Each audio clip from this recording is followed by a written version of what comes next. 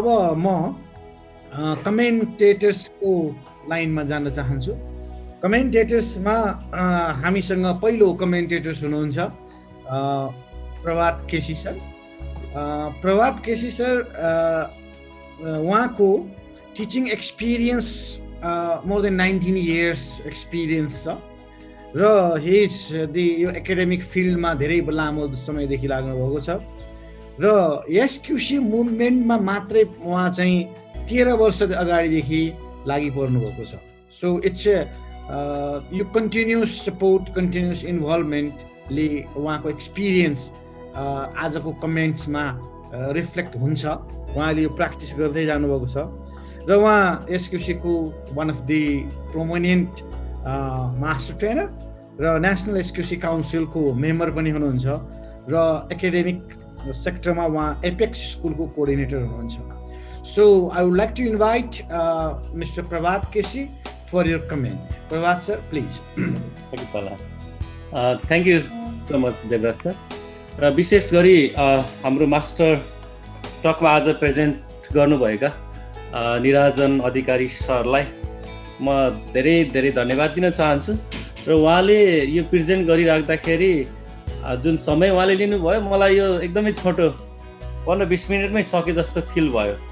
र आज यो लामो समयपछि म एसक्युसीमा जुन इन्भल्भ भएको आज 12-13 वर्ष भइसकेको छ र म सायद दोस्रो मास्टर ल्याबमा गोदावरीमा ट्रेनिङ लिएको पनि थिएँ।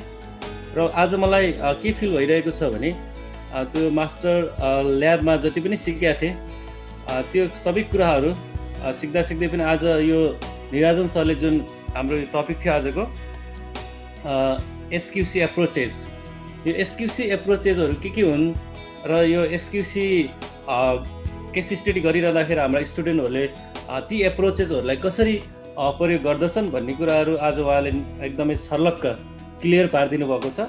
र विशेष उहाँको प्रेजेन्टेसनको लागि म धेरै धेरै धन्यवाद दिन चाहन्छु।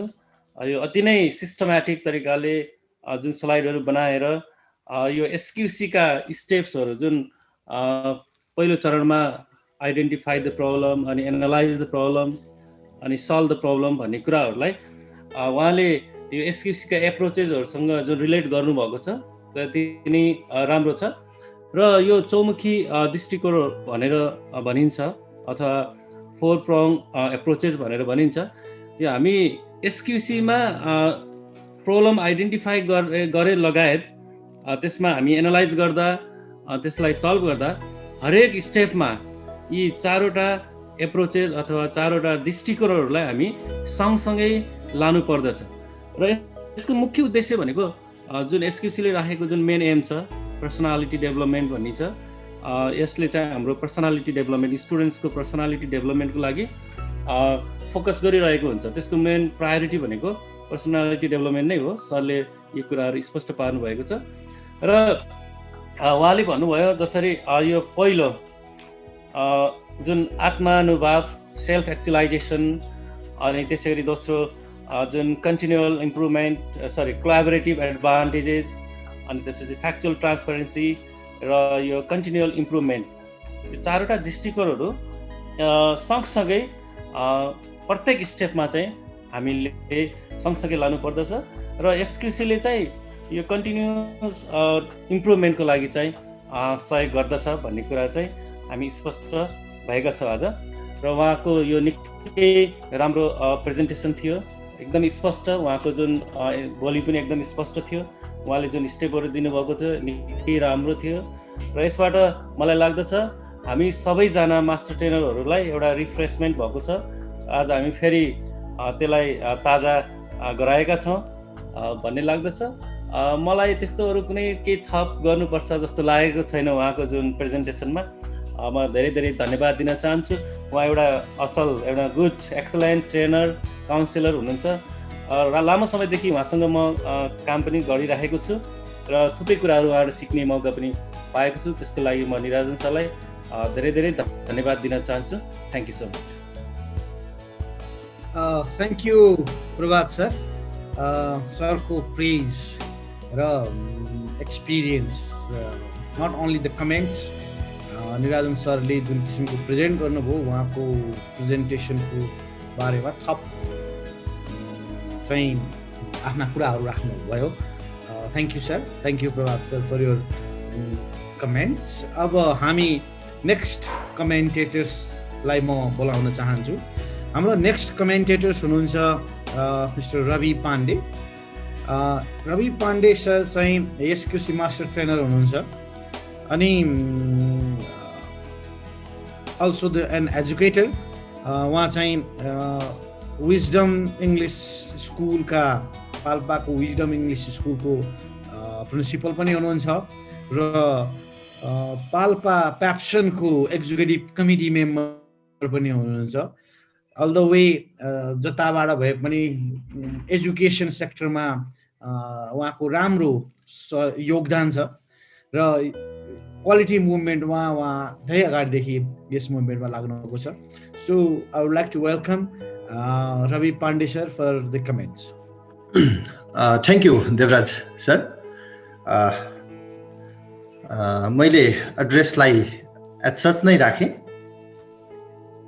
सरको आज chief adviser sir IPP west नेपालका आइपिपी सरको प्रेजेन्टेसनमा चाहिँ नि यो योग्य ठानिदिनु भयो कि हामीलाई कमेन्ट्सको लागि योग्य ठानिदिनु भयो। त्यो नै म चाहिँ नि आफूलाई गौरवान्वित ठान्दछु।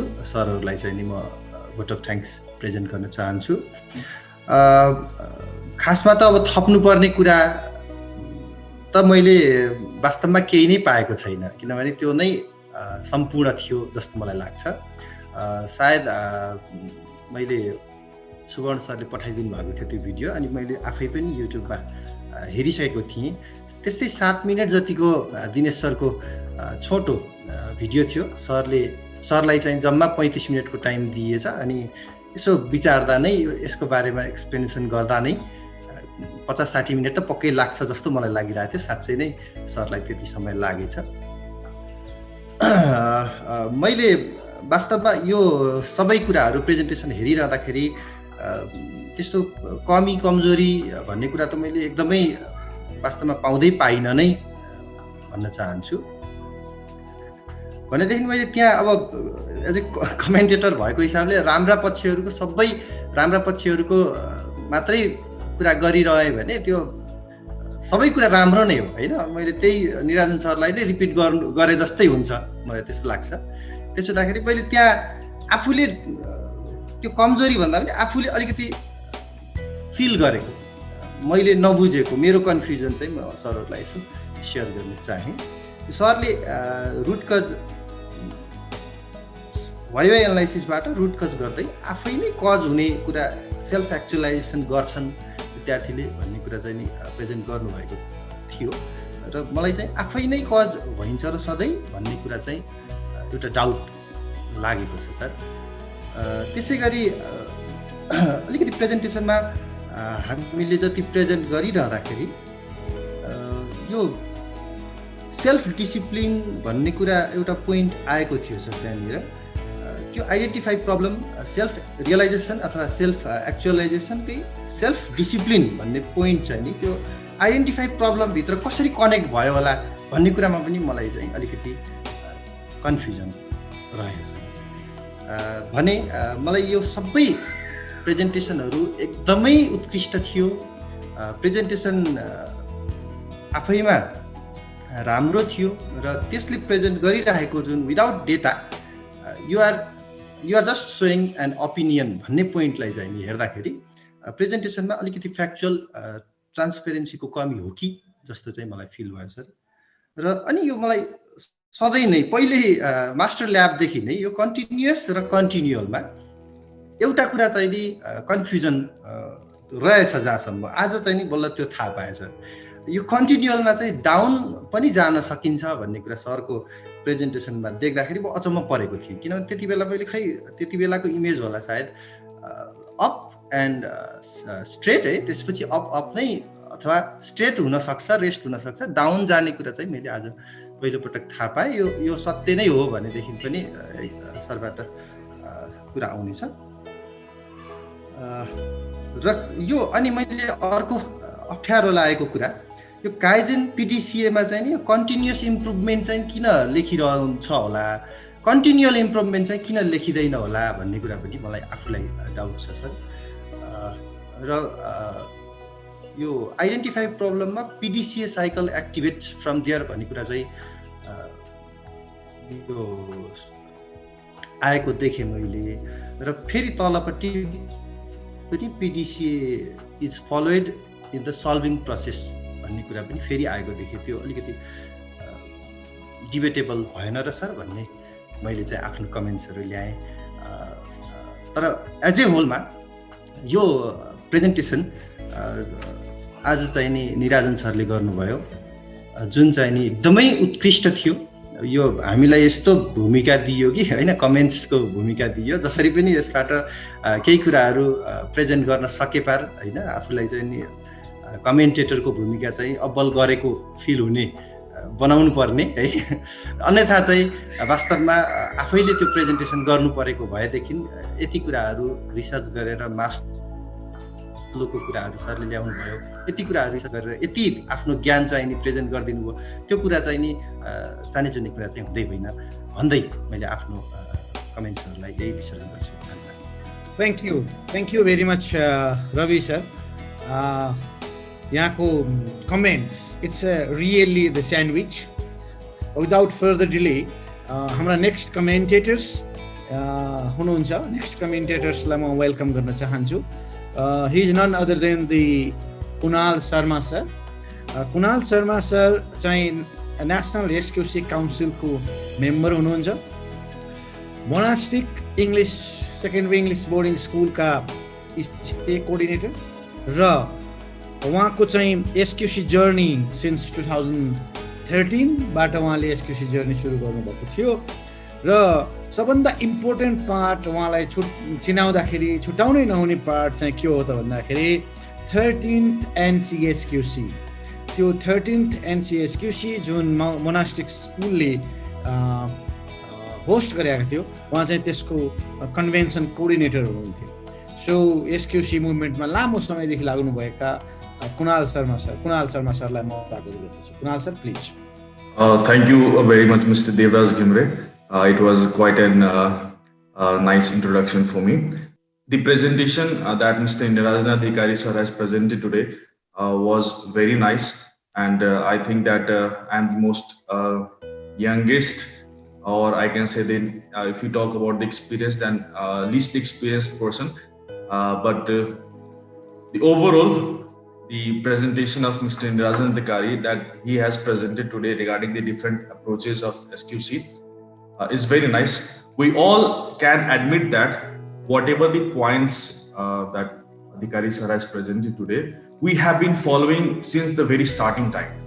Anyhow, but we did not know that what it has been divided as. As I like to point out some of the points that Nirajan Adhikari sir has pointed at, that how are inner actualized person.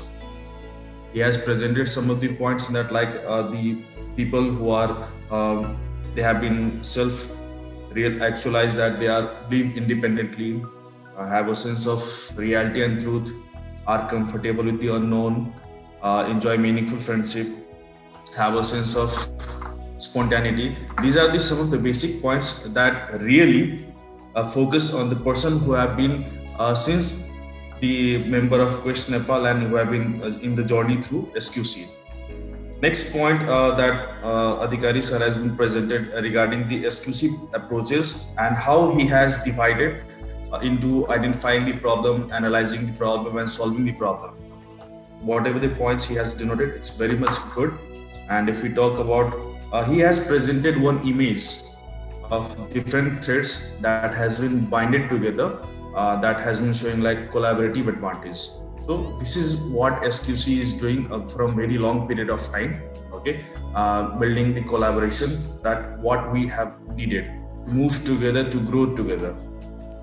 The another point I like to do is that the collaborative advantages, SQC approaches, overall, whatever the presentation, the data that it has been in the presentation today is very much good. Well, being the very least one, I do not comment anything more. But overall, it was a nice session. I thought it will take a very much longer time, but Neerajan Adhikari has concluded it very shortly, very nicely. The way he presented, he's a very dynamic person as usual. Thank you very much. Thank you, Kunal sir, for your comments. There is one comment from the participants. We will take only 2 comments. Thamman Basnet, could you please unmute yourself and present your comment, please? Actually, the presentation was wonderful, a mind-blowing presentation that Neerajan Adhikari has presented to us, and that has really enlightened us. He has talked about the 4-pronged approaches. My query is simply, is there any possibilities to add further approaches in SQC journey, such as communication, questioning to problems, and analyzing those problems there? Can we include these points, just self-respect and respecting to the partners while we work in group? Could there be any possibilities of such types of approaches there or not? Thank you, sir. Now, I would like to request Neerajan sir to address. Please, I would like to invite Neerajan sir again. Thank you very much, all the commentators. विशेष गरी हाम्रा 3 जना साथीहरू plus अमन सरको comment आयो। मैले एउटा कुरा मलाई के खुसी लाग्थ्यो भन्दाखेरि हामीले यो प्रोग्रामको मकसद भनेको हामीसँग भएका जति पनि रिसोर्सेसहरू छन्, जति नलेजहरू, जति चाहिँ हाम्रो लागि आवश्यक पर्ने इन्फर्मेसनहरू हामीले एउटा इन्टिग्रेट गरेर हाम्रो यो सब्जेक्टलाई हामीले अलिकति घनीभूत र धनी बनाउने कोसिस गरिरहेका छौँ। त्यसका लागि यो मास्टर टक चाहिँ एउटा कोसेढुङ्गा साबित होस्। अबका ट्रेनिङहरूमा, अबका रिफ्रेसर कोर्सेसहरूमा यी रिसोर्सेसलाई हामीले अझ राम्रो बनाउँदै लान सकौँ, हाम्रा मास्टर ट्रेनर्स र फेसिलिटेटर्सहरूलाई यी कुराबाट रिफ्रेस गराउन सकौँ भन्ने उद्देश्य थियो। त्यसमा मैले कति न्याय गर्न सकेँ यहाँहरूले आज अनुभूति गर्नुभएको होला। यहाँ सबैलाई आफ्नो कुरा राख्ने अवसर छैन। यहाँ 3 जना कमेन्टेटर्सहरूलाई यसका लागि अवसर दिएको थियो भने 1-2वटा अरू फिडब्याकहरू हामीले यस कार्यक्रममा लिने गर्छौँ। आज पनि त्यही भएको छ। यहाँहरूले सर्वप्रथम यो मेरो प्रेजेन्टेसनलाई मन पराइदिनु भयो, राम्रो भनिदिनु भयो, एप्रिसिएट गरिदिनु भयो। यसले पक्कै पनि एउटा मान्छेलाई आफूले गरेको कुरा राम्रो भनिदिँदाखेरि, आफ्ना बारेमा राम्रो कुरो सुन्दाखेरि सबैजना पुलकित हुन्छन्, खुसी हुन्छन्, आखा भन्ने आउँछ। मैले त राम्रै गरेछु कि क्या हो भन्ने कुराहरू लाग्नु स्वाभाविक भएन। म पनि त्यही ह्युमन बिङ भएकोले तपाईँहरूका यी राम्रा कुराले, पोजिटिभ कुराले म भन्दा बढी खुसी भएँ, एनर्जाइज भएँ, मोटिभेटेड भएँ, इन्करेज भएँ। Thank you very much for your positive feedback. अब जहाँसम्म अर्को एउटा अझ धेरै खुसी हुने विषय के रह्यो भन्दाखेरि यहाँहरूले जुन कन्फ्युजन राखिदिनु भयो, केही क्वेसनहरू राख्नु भयो। यसबाट मिल्यो भन्दाखेरि कुरालाई अझ प्रस्ट्याउने, मैले बुझे अनुसार मेरो क्षमताले भ्याएको कुरा त्यसलाई बुझाउने अवसर प्राप्त गरेँ। त्यो झन् ठुलो अवसर हुन थाल्यो। त्यसलाई मलाई अत्यन्तै पोजिटिभ रूपमा लिएको छु। Let us challenge each other. यो फोरम नै यो ठाउँ हो, हामी विद्यार्थीको अगाडि छैनौँ, अरूको ठाउँ हो। हामी सबै मास्टर ट्रेनर हो। यहाँ हाम्रो कमन अब्जेक्टिभ यति हो कि मैले 2010मा मास्टर ट्रेनर भएँ भने तपाईँहरू कोही 11मा हुनुभयो, कुनै 12मा हुनुभयो, कुनै 17मा हुनुभयो, कुनै 18मा 19मा हुनुभयो। फरक त्यति मात्रै हो। पाएको चिज एउटै हो। हामी सबै बराबर हो है। त्यस कारणले once you get that course you are equivalent with everyone. त्यस कारणले मभन्दा यो विषयलाई रिसर्च गरेर यसमा बढीभन्दा बढी चाहिँ अनुसन्धान गरेर, फिल गरेर, प्र्याक्टिस गरेर, एक्सपिरियन्स गरेर यहाँ भएको भन्दा वन्डरफुल कुराहरू, आइडियाहरू यहाँ थप्न सकिन्छ, ल्याउन सकिन्छ। त्यो सम्भावनाको खोजी पनि मास्टर टक हो भन्ने कुरा म यहाँ चाहिँ यो मौकामा म थप गर्न। अब साथीहरूले यहाँ भनेको कुराहरूलाई रिपिट गर्न परेन। अलिकति अवसर पाएको बेलामा मैले क्लियरिफाई गर्दाखेरि राम्रो हुन्छ भनेर मैले केही पोइन्टहरू टिपेको छु। विशेष गरी हाम्रो रवि पाण्डे सरले उठाउनुभएका केही कुराहरू चाहिँ अत्यन्तै उपयोगी छन् जस्तो लाग्यो है। जस्तो सरले सेल्फ डिसिप्लिन आइडेन्टिफिकेसन गर्दा कहाँनिर एप्लाई हुन्छ होला भन्ने जिज्ञासा राख्नुभयो। हामीले विद्यार्थीहरूको ओरिएन्टेसन भइरहँदाखेरि र सर्कल फर्मेसन गर्दाखेरि कोड अफ कन्डक्टको कुरा गर्छ। त्यहाँ उनीहरूले आफूले अपनाउने चाहिँ कन्डक्टहरू, रुल्सहरू, रेगुलेसनहरू, कसरी मिटिङ चलाउने, कसरी काम गर्ने, कसको राइटको के हुने, कुन चाहिँ बाटोमा को कसरी हिँड्ने भन्ने कुराको रोड म्याप सुरुमै बनाउने गरिरहँदाखेरि विद्यार्थीहरूले from the very beginning self डिसिप्लिनको माइन्डसेटलाई र त्यो खालको चाहिँ ह्याबिटलाई चाहिँ प्र्याक्टिस गर्छन्। रवि सरलाई एउटा मजबुरी पनि परेको छ, उहाँलाई यो थाहा छ, तर पनि अघि नै सरले भन्नुभयो कि केही कुराहरू मैले क्रिटिकल्ली भन्नुपर्छ, किनभने त्यो एक्सपेक्टेसन हाम्रा सबै मास्टर ट्रेनरले गर्नुभएको हो। यस कारणबाट गर्नु एकदम स्वाभाविक है। त्यो कुरा मैले प्रस्ताउन मात्रै चाहेको हो कि सेल्फ डिसिप्लिन त एक्सक्लुसिभको चाहिँ एउटा के भन्छु भन्दाखेरि एउटा मूलभूत चाहिँ एउटा ह्याबिट नै हो जस्तो लाग्छ। त्यहाँ गइरहँदाखेरि सेल्फ डिसिप्लिन हुने कुरामा चाहिँ दुई मत छैन। तपाईँले यो कुरा बुझ्नु भएकै छ, अरू साथीहरूले पनि बुझ्नु भएको छ। रुट कजमा भाइभा एनालिसिस गरिरहँदाखेरि चाहिँ यो आफै रुट कज बनिन्छ कहिलेकाहीँ भन्ने कुरा चाहिँ अब यो मेरो अनुभवको आधारमा मैले गरेको कुरा हो। जस्तो म्याथमेटिक्समा फेल भयो, एकाडेमिक प्रब्लम हो। अब यस्तो हेऱ्या त 10 जनाको टिममा 7 जनाको त म्याथमेटिक्सकै चाहिँ विक भएको प्रब्लम आयो भने त्यो प्रब्लमलाई चाहिँ तपाईँको पेयर ऱ्याङ्किङ गरे पनि, इन्टरनल भोटिङ गरे पनि हाइली इन्टेन्सिभ प्रब्लम म्याथमेटिक्समा विक भएकै आउँछ। विक भएकै आइरहँदाखेरि त अब कजेसहरू एनालिसिस गरेर भइभइ गर्दै जाँदा कहिलेकाहीँ के आउँछ भन्दाखेरि ल्याक अफ प्र्याक्टिस भन्ने कुरा आउँछ क्या होइन। होम ट्युटर राखे पनि सरले चाहिँ नि त्यो फर्मुला 10 चोटि घोकाए पनि अथवा क्लासमा चाहिँ राखेर चाहिँ अर्को 2 घन्टा चाहिँ रटाए पनि होइन। म्याथमेटिक्स भने त स्विमिङ जस्तै हो होइन। पौडी त किताब पढेर सिकिन्न, त्यसै गरी म्याथ पनि प्र्याक्टिस गरेर नगरी सिकिन्न। भनेपछि त्यो प्रब्लमलाई सल्भ गर्नलाई यदि हामीले साँच्ची नै ऱ्यासनल्ली थिङ्क गरेर रुट कज एनालिसिस गर्ने हो भाइमा गएर भनेदेखि त अवश्य पनि अरू पनि रुट कज आउँछन्, नआउने होइन। तर एउटा रुट कज के आउँछ भने त्यो चाहिँ मैले गराएको केस स्टडीको विद्यार्थीले गरेको केस स्टडीको फाइन्डिङ हो। त्यहाँ चाहिँ एउटा आयो के भन्दाखेरि ल्याक अफ प्र्याक्टिस। त्यो प्र्याक्टिस गर्ने भने त बाबामाले नै होइन, टिचरले नै होइन, अर्को साथीले नै होइन। म म्याथमेटिक्समा कमजोर छु भने मैले प्र्याक्टिस नगरेको कारणबाट म म्याथ फेल हुने हो भन्ने कुरा गएपछि त म नै यो समस्याको कज रहेछु नि भन्ने कुराको रिफ्लेक्सन हुनु चाहिँ के हो त भन्दाखेरि यो प्रोसेसमा गइरहँदाखेरि उनीहरूले सेल्फ रियलाइजेसन, यो नै एउटा सेल्फ एक्चुअलाइजेसनको एउटा डिपार्चर हो भन्ने कुरालाई लिङ्क गर्न यसरी खोजिरहेको छु है। ओके, एउटा कुरा मैले बुझाउने कोसिस गरेँ। अब अर्को एउटा इम्पोर्टेन्ट छ, मैले चाहिँ छोड्न मिल्दैन जस्तो लाग्छ होइन।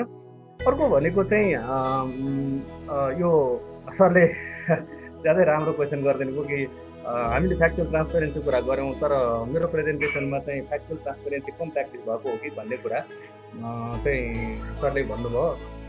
यसमा विषय नै यस्तो परेको छ कि जहाँ मैले डेटामा कम प्ले गर्नु पाउने अपर्च्युनिटी छ मलाई।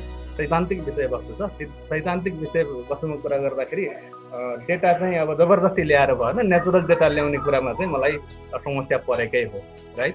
अब अर्को एउटा रमाइलो कुरा चाहिँ यहाँ के आएको छ भन्दाखेरि यो जस्तो कन्टिन्युअल इम्प्रुभमेन्टमा चाहिँ यो डाउन पनि जाँदो रहेछ भन्ने कुरा आयो है।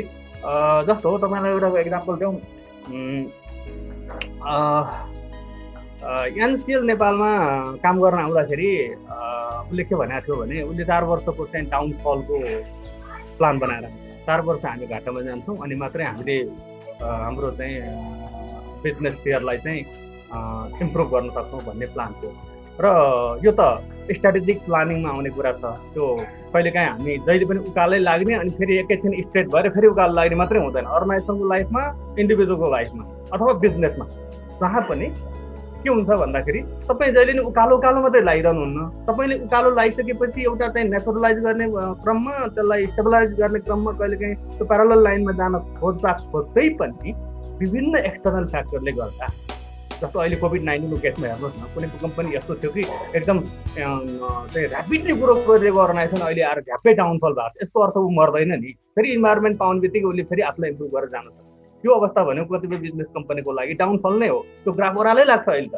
तर कतिपय अर्गनाइजेसन यसमा चाहिँ यो इन्डस्ट्रीबाटै बाहिर जाने कुरा हुन्छ आफूले गरेको बिजनेसमा, कतिपयले आफूलाई फेरि इम्प्रुभ गरेर अगाडि बढ्न सक्ने अपर्च्युनिटी हुन्छ। डाउनफल हुन्छ है।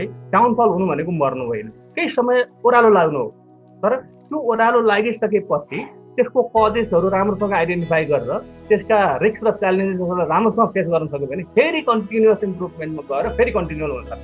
एउटा कुरा यो। अर्को यसैमा जोडेर म के भन्न चाहन्छु भने हामी किन त त्यसो भए काइजन भनिरहँदाखेरि हामीले किन कन्टिन्युअस भनिरहेको भने यो कन्टिन्युअलभित्र कन्टिन्युअस हुन्छ। उकालो जाने कुरा कन्टिन्युअस हो नि त, अनि फेरि स्टेबलाइज भएर फेरि उकालो जाने कुरालाई कन्टिन्युअल भनेपछि कन्टिन्युअस नभइकन कन्टिन्युअल चाहिँ हुँदैन। त्यही भएर हामीले कुरा गर्दा कन्टिन्युअस पनि भन्छौँ, कन्टिन्युअल पनि भन्छौँ है। त्यो कुरा मैले यसरी यहाँहरूलाई भन्ने कोसिस गरेँ। अब अर्को चाहिँ कुरा के भन्दाखेरि त्यो पिडिसिए भनेर चाहिँ तपाईँले एनालाइसिसमा पनि चाहिन्छ हुन्छ भन्नुभयो, सल्भमा पनि हुन्छ भन्नुभयो। रविजीको यो कुरा पनि मलाई इम्पोर्टेन्ट लाग्यो कि प्लान डु टेक एक्ट, सानोभन्दा सानो कुरामा पनि पिडिसिए गर्न सकियो भने त्यसले फेलरलाई, डिफेक्टलाई होइन हुन सक्ने प्रोबेबल चाहिँ रिस्क र च्यालेन्जेसलाई मिटिगेट गर्न सक्छ। तपाईँले सानोभन्दा सानो एक्टिभिटिजलाई प्रोजेक्ट सम्झेर पिडिसिए गर्नुहोस् भन्छ। त्यसमा काइजनिङ गर्ने कुरामा थिङ्क गर्नुहोस् अनि इम्प्रुभमेन्टको लागि चाहिँ के चाहिँ पोसिबिलिटी छ त्यो खोज्नुहोस् भन्ने कुरा हुन्छ। त्यस कारणले त्यो त प्रब्लम आइडेन्टिफाई गर्दाखेरि पिडिसिए छ, एनालिसिस गर्दा पनि छ, सल्भ गर्दा पनि छ। यो पिडिसिए भने कुनै एउटा स्टेपमा मात्रै आएर गर्ने कुरा होइन। एट लार्ज हेऱ्यो भने प्लान बढी एनालिसिसमा देखिन्छ, अनि त्यसपछि डु र चेक चाहिँ सल्भमा देखिन्छ है। स्टेपमा गरे हेऱ्यो भने फेरि त्यसलाई अलि माइक्रो लेभलमा तपाईँले काम गर्ने कुरामा हेर्नुभयो भने चाहिँ फेरि पिडिसिए हरेक स्टेपमा, हरेक सानसानो ठाउँमा प्रयोग गर्न सकिन्छ भन्ने कुरालाई हामीले बुझ्नुपर्छ कि जस्तो लाग्छ। अब अर्को चाहिने कुरा चाहिँ के भन्दाखेरि हाम्रो समन सरले उठाउनु भएको एउटा विषयलाई मैले यहाँनिर जोड्न चाहेको, एप्रोच त्यसमा अरू केही कुरा थप्न सकिन्छ कि भन्ने उहाँको जान्ने जिज्ञासा छ। यो चाहिँ के भन्दाखेरि गर्दै गइयो भने यो नलेज भन्ने चिज र रिसर्च भन्ने चिज कहिले पनि नसकिने चिज हो। जबसम्म अर्को सत्य इस्टाब्लिस हुँदैन, अहिले भइरहेको सत्यलाई हामी अन्तिम सत्य मान्ने हो। त्यस कारणले अहिले हामीले चारवटालाई एप्रोच भनेका छौँ। मास्टर ट्रेनर ल्याब हरेक वर्ष हुन्छ, त्यहाँ हामी सबैजना बस्नुपर्छ र यो एप्रोच त्यसमा यहाँनिर चाहिँ यो चिज थप्न पर्छ भन्ने कुरा हामी सबैलाई लाग्यो र त्यो कुरो त्यहाँ सेन्सिबल भयो र त्यसले काम गर्ने देख्यो भने थप्नै नसकिने भन्ने कुरा चाहिँ होइन।